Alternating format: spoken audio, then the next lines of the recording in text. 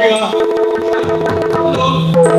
ಕೊನೆಯದಾಗಿ ಇಡೀ ತುಂಬಿದಂತ ಮಹಾಸಭೆ ಈ ಕೃಷ್ಣನ ಆಗಮನ ಸಂಧಾನಕ್ಕಾಗಿ ಒಂದು ಕಳೆದ ಮಾತುಗಳ ನಾನು ಸೂಕ್ಷ್ಮವಾಗಿ ಎರಡೇ ಮಾತಿನಲ್ಲಿ ಹೇಳ್ತೇನೆ.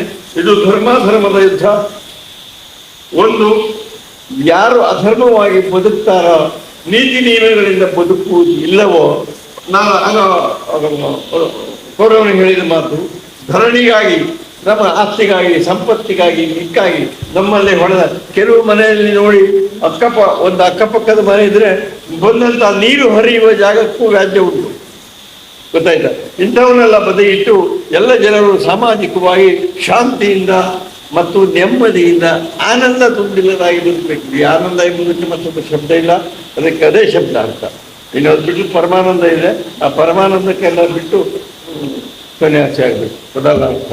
ಈಗ ಈ ಆನಂದಮಯವಾದಂತಹ ಜೀವನವನ್ನು ಸಾಗಿಸುವಲ್ಲಿ ನಿಮ್ಮೆಲ್ಲರ ಸಭಾಸದರ ಎಲ್ಲರ ಜೀವನ ಸಾಗಲಿ, ಧನ್ಯತೆಯನ್ನು ಪಡೆಯಲಿ, ಧನ್ಯವಾಗಲಿ.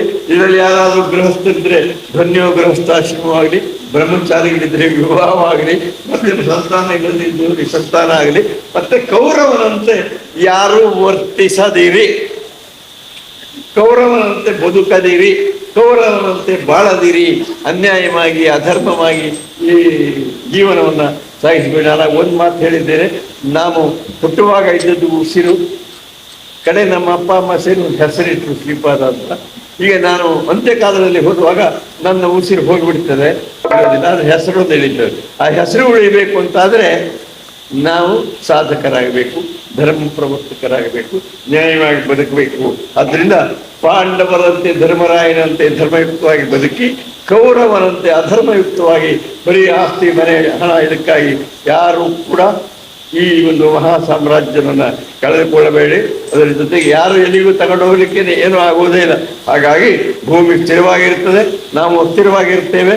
ಎಲ್ಲರ ಜೀವನ ಸ್ಥಿರವಾದಂತಹ ಜೀವನ ನ್ಯಾಯ ಧರ್ಮ ನೀತಿಯಲ್ಲಿ ನಡ್ಕೊಳ್ಳಿ. ಕೌರವನ ಜೀವನ ಬೇಡ, ಕೌರವನ ಪಕ್ಷದ ಜೀವನ ಬೇಡ, ಕೌರವನ ಸಹವಾಸವೂ ಬೇಡ. ಹಾಗಾಗಿ ಪಾಂಡವರ ಸಹವಾಸ ಮಾಡಿ ಕೃಷ್ಣನೊಡಗೂಡಿ ನಿಮ್ಮೆಲ್ಲರ ಜೀವನ ಸಾಗಲಿ ಅಂತ ಹೇಳ್ತಾ ಈ ಮಹಾಸಭೆಗೆ ಸಭಾ ಸರ್ವಾಧಿ ವಂದನ.